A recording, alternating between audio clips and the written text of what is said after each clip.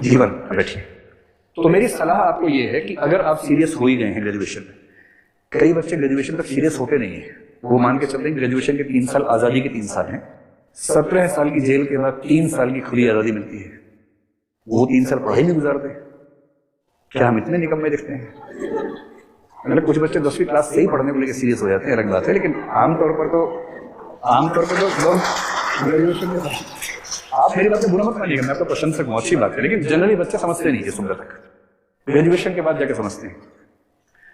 तो 24 की उम्र में आईएएस बनने के लिए जरूरी है, 24 की उम्र में आईएएस का एग्जाम देने की जरूरी है कि आप 22 से 24 की उम्र में इन 3 वर्षों में एग्जाम सीरियसली दें।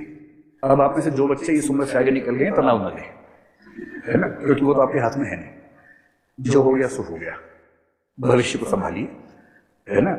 लेकिन मैं कहना चाह रहा हूँ कि बनना ही आईएएस, फिर क्यों ना सबसे बड़ा सोचा जाए। 22, 23, 24 की एग्जाम उम्र में एग्जाम देने का मतलब है कि ग्रेजुएशन करते करते आपकी तैयारी हो जानी चाहिए।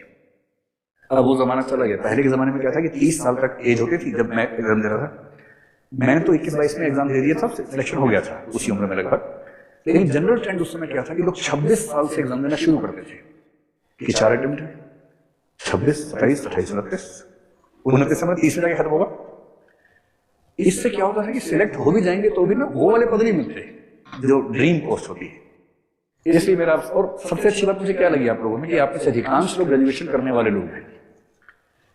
तो तैयारी करनी है या नहीं आपको सोचना है, दृष्टि में करनी है या नहीं आपको सोचना है, लेकिन अगर करनी है, कहीं भी करनी है, सही समय यही है ग्रेजुएशन का।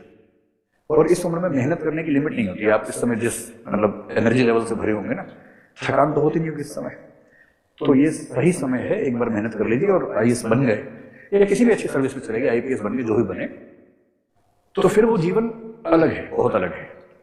ऐसा नहीं है कि वो अच्छा ही जीवन है, उसमें कोई कमी नहीं है, ऐसा नहीं, वहां भी दुख है, वहां भी तनाव है। तनाव तो मोदी जी को भी है, तो मोदी जी कौन नहीं बनना चाहेगा। कोई आपसे कहेगी पीएम बन जाओ तो आप कहेंगे कि नहीं तनाव होता है।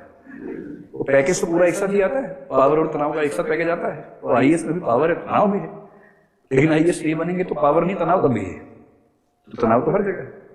इसलिए बनिए तो फिर कुछ बड़ा बनिए।